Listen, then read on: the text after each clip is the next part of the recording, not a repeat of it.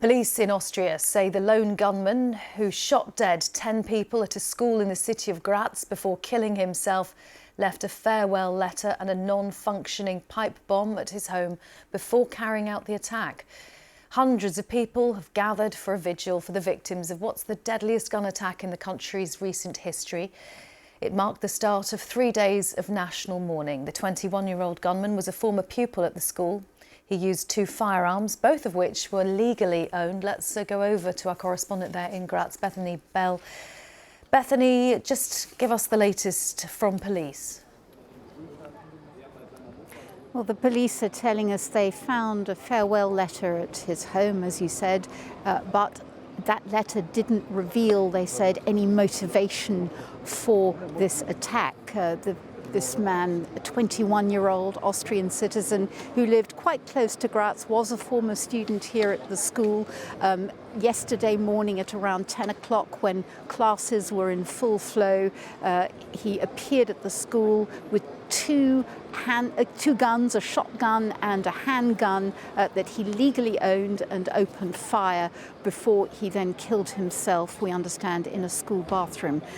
Investigations are continuing, the police say, to try to get to the bottom of this terrible, terrible attack. And here at the school, people have been arriving. They've been laying flowers in front of the school gates. You can see behind me there's a sort of a barrier area for their privacy as they lay flowers there. People have put up banners, one saying "Graz stands together." This is a real moment of mourning and grief for the people in Graz and the whole country. How much information has been given at this stage about who the victims are?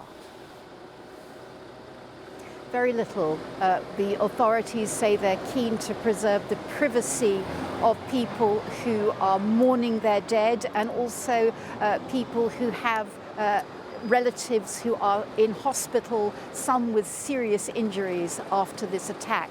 There are unconfirmed reports that a number of those who were shot in this incident had leg injuries. We hope that there may be more details as the hours to come, but for the moment there is a real sense of solidarity here. People who live in this area have been telling me about their disbelief, that they can't believe something like this could have happened here in this area, which they say is usually so quiet, beautiful and safe. But this whole incident has actually raised a debate about Austria's gun laws. They're more liberal than a number of European Union countries. Gun ownership is comparatively high.